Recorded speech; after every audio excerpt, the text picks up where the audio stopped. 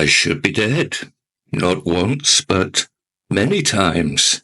If I hadn't built up my relationship with death, I wouldn't be making this video today. I would have gone to seed in front of a TV, going nowhere, very fast. My relationship with death started during the Troubles in Cyprus. I arrived age 2 and was 5 when I left. My dad was in the RAF, and we lived off camp in some rather interesting locations.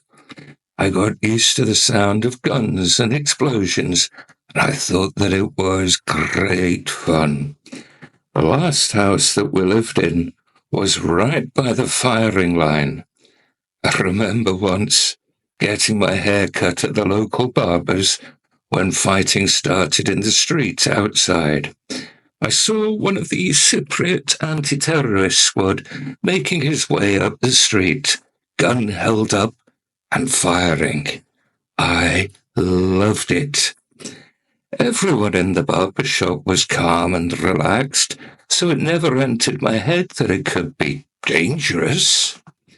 My favourite memory is at the age of 4 feeling most aggrieved with my parents for not taking me to see the local battles that were a nightly thing. They tried to convince me that it was dangerous. I tried to convince them, but it wasn't. They won. That night, I was determined to stay awake and watch a battle. Given that I was only 4, I soon fell asleep, but for a few glorious moments, I woke up. It was dark outside. The darkness was lit up by the chattering of tracer and the crump, crump, crump of explosions. Before falling asleep, I remember thinking, "Oh goody, I heard a battle." A couple of years or so later, I was mountaineering down a very wet and very tall slide. My rope, a thrusty piece of string, ran out at the end of the protective sides. Grass all around. So of course I went diving headfirst into the concrete base. A year or so later, I was hurtling down a concrete path on my bicycle, aiming for this really narrow piece of wood. It was going to be my ramp to go down the stairs. I decided maybe I was being just a wee bit optimistic, so I applied my brakes.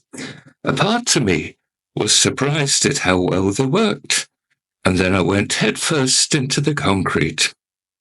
There was a small swamp near where we lived at the time. In a watery part of the swamp was a wooden packing case. I thought that it would make a fantabulous boat. The first time that I tried to get it, I started to wade out when the floor dropped away.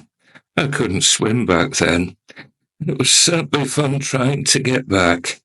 The second time, well, I forgot about the first time and did the same daft thing again.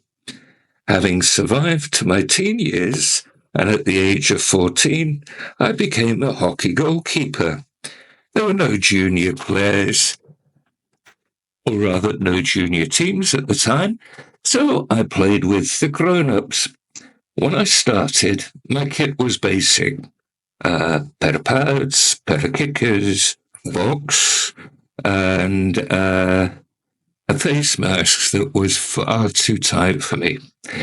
It's just possible that I have a larger than average head, so until I eventually got a helmet, I tended not to wear face protection, as it was just, when you have a thundering headache and somebody's trying to shoot a ball at you, not a good aid to your concentration.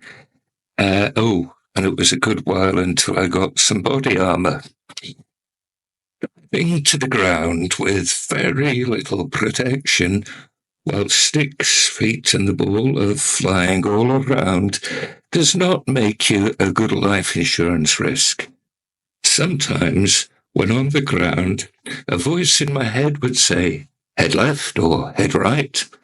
Fortunately, I listened, as moments later, the ball would be flying over my face, so close that I could feel its slipstream. Had it connected, then that would be that.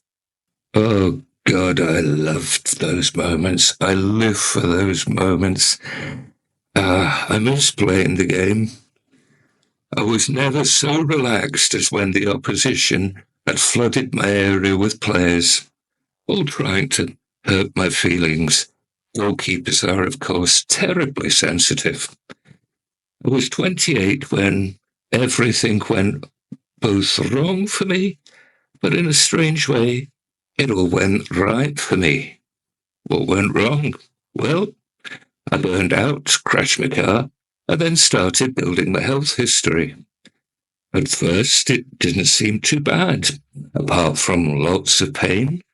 I took some time to recover and eventually persuaded my employer to let me get back on the road. I started coughing up great gobbets of dark phlegm in a filthy yellow juice of infected pus. I must have been well and truly away with the birdies. I thought it was just a spot of flu. I was due to be driving home for Christmas on Christmas Eve. Fortunately for me, I had an appointment with a physio who told me to see my doctor PDQ. He sent me to hospital. If I had tried to drive home, I wouldn't have made it. It turns out that my wee bit of flu was a huge deep vein thrombosis and pulmonary embolism. I was in hospital for nearly 2 weeks. I can't remember when, but there was a day when I started experiencing great chest pain. Everything came to a head when a nurse was going to hand me the telephone for my parents' daily call. I turned for the phone and it became pain. Do something as simple as think blew my mind with pain. Everything that I was and had been became condensed into one simple thing: pain. I heard a nurse tell my parents that I wasn't feeling very well and that I would speak to them when I felt better. that really cracked me up. I was desperate to come up with a line to respond. But before I had the chance, my hospital bed, the ward, my nurses, and the pain were all gone. I was standing in the middle of the most beautiful, most perfect forest glade that you could ever imagine. Before I had the chance to take in my surroundings, I was drawn through the woods to a vantage point beside the most beautiful waterfall. I looked up and realized that what I was seeing was in fact my heart and lungs. Nothing was moving, and I remember thinking, that's not right. Looking more closely, I saw that the clock that was making life so interesting for me was jammed. And I thought, not a good move. I remember squeezing the clot out, but still nothing worked. Then the word breathe popped into my mind. I got the left lung working, but the right lung was stubbornly resistant to its purpose.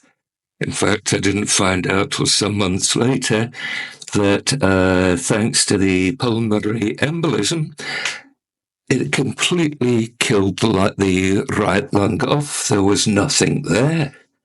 Explains why I couldn't make it work. And then I was back in the real world. I had one of those pads from a defibrillator on my chest. Fortunately for me, it was only the one, as they are a nightmare to remove. Against the odds, I'd survived again and again and again. Regardless of what happens, I keep on surviving. But this incident, the one in the hospital, that incident was a turning point in my life. I eventually found my way to this strange thing called personal development.